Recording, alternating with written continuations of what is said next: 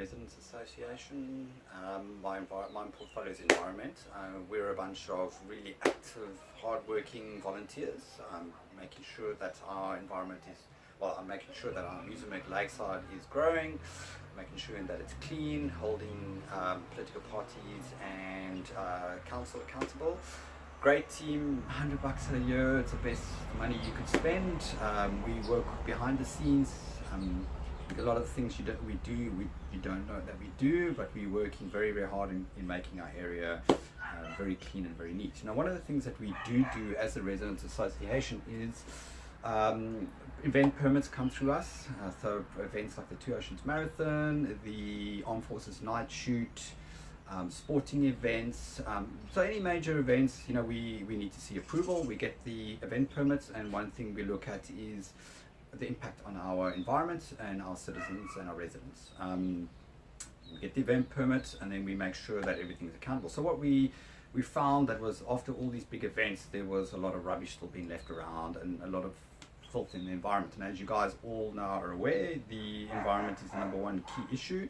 We're facing, from what all scientists are telling us, imminent kind of collapse. So we need to really be working hard environmental issues. So we created a plastics policy. This plastics policy, we try and get the main events to adhere to. So it's logical stuff like reduction of single-use plastics, making sure that you clean up after you left. Single-use plastics, one use, throw it away. Not a good idea. So, and making sure that the events stick to the rules and regulations that is in the Constitution that guarantees the citizen a clean environment. But we all know clearly what's going on, that's not happening. So recently, Two Oceans Marathon, we found all the green sachets that went down into the drain. They landed up in Surface Corner, and they landed up on in Sunflame. Of course, we didn't get to see the event permits because we would not have agreed to it, so the city didn't pass through us, even though it passed through our town. Two Oceans Marathon is one, the Kite Festival.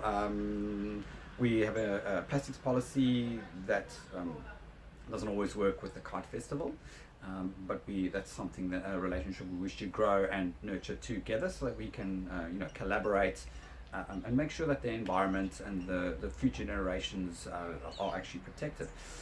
So the plastics policy can be a little bit tough on some low socioeconomic groups. People using the styrofoam containers.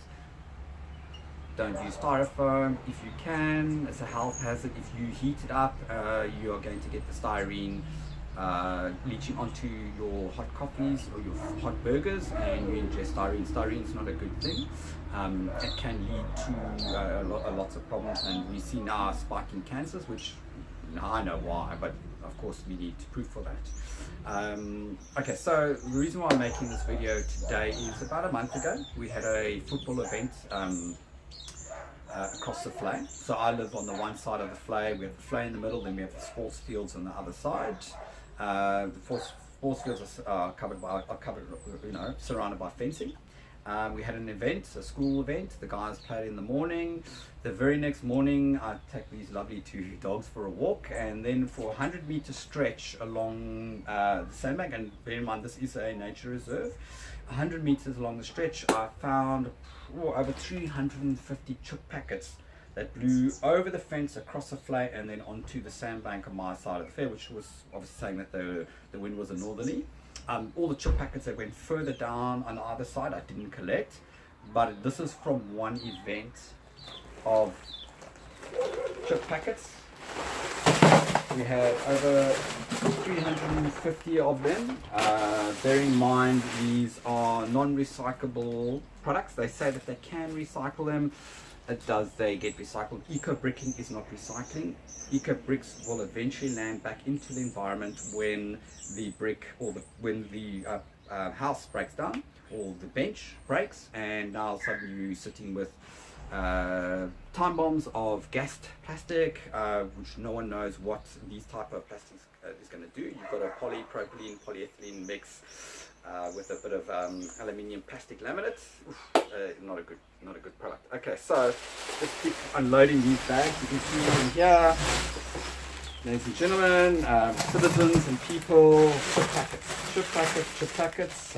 We've got So yeah, over 300 of them. We've got knickknacks. So you can see they're the small ones. All the small ones, all for the kiddies. Well, this one's still full of cheesy onion flavored shit, which which is sticking in your body, so it's mad. Proper.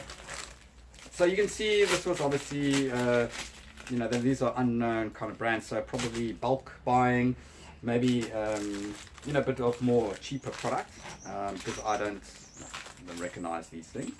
So you can see this is just one event from one school, and this is only from one stretch of 100 meters that I could find, and these are all the chip packets that were generated. And you say, oh, okay, so the reason why we're having a whinge and a bit of a bitch about this.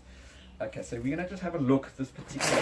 This is what I picked up on my Saturday beach cleanup walk. I walked through the sand dunes between the Flame Mouth and Sunrise Beach, and I go through the dunes and I just pick up what I find there. I walk the dogs there as well, so it's only natural that if I walk and I love my area, I'm the steward of the area. If there's anything lying around, I pick it up. Some people say I have a plastic ADHD or whatever thing, maybe, but whatever. So as you can see, this packet is broken down. You can see what's happening here, the bits of foil. As you can see, I'm crumpling it. Can you see all that bits of foil and plastic? Can you see that, guys? All coming off. Don't breathe that in because it'll probably give you cancer. Okay, so main producers are Pepsi Cola, probably through the Lay's brand. Pringles are rated as the worst offenders when it comes to their product and the packaging of their chips. Pringles, the worst. Walker's, for example, produces 7,000 of these a minute, or 11 million a day. So I want you to think that in as one company, that is 7,000 non-recyclable bags a minute, or 11 million a day. Okay, so we're looking at this product. It's a metallized plastic film. And you can see it's all flaking off as we talk. We call this an aluminium plastic laminate. The plastic could be a polypropylene or low density polyethylene.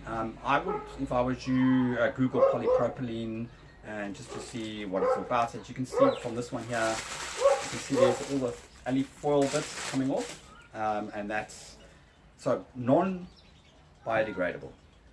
Very difficult to recycle, if at all. We're producing, if one brand is producing 11 million a day, then we accumulate a brand, we'll probably say that maybe 60 million packets are produced a day worldwide.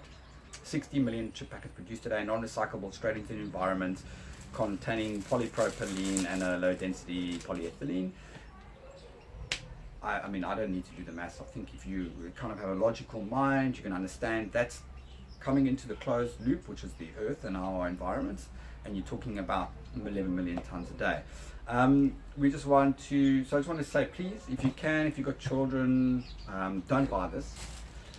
If you're putting this in, if this is the level of care that this particular brand has for its packaging, the level of care that's going on into the food and the long-term planning that's going into the product is going to be just as poor as, and cost-cutting and cheap and nasty for not only the environment and you, as you can imagine. So, we need to stop doing this. Eco bricking is not eco because the brick will land back in the environment. So you need to really remember that if you're buying chip packets and stuff in a Coke bottle, you probably shouldn't breed. No, you probably shouldn't have children if that's how you think. We are going to try again this year to work with our great guys at the Kite Festival, lovely bunch of guys, if they can try work with us more effectively in the environment by signing up to our plastics policy, the Muizenberg Lakeside Residence Plastics Policy. It is tough, I know, I'm aware that it's tough, but we need now to draw the line in the sand so that we can save this planet for future generations. And this is the type of work that we do at the Muizenberg Lakeside Residents Association. We're future planning. We are business friendly. We realize that business is an important part of this component, but businesses also need to realize that without an environment, you're not doing business. So now we are becoming active. We're saying no, we're not tolerating this mess anymore. This organization should literally be fined for all these chip packets. I'm just going to highlight this again for you there. One school, one event, 100 meters.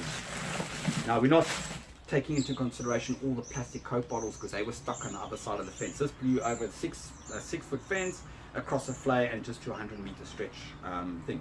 So this is why we have a plastics policy at the Muizenberg Lakeside Residents Association. Please support us. It costs you 100 Rand a year. We are very good. We're working on roads. We'll be working with environmental policies. We're looking to encourage local businesses, local buying. We work very much around social development. We've got a great team of great people working very, very hard for you. And all we ask is 100 Rand a year to support us. And there's a lot of things we do that you don't know about.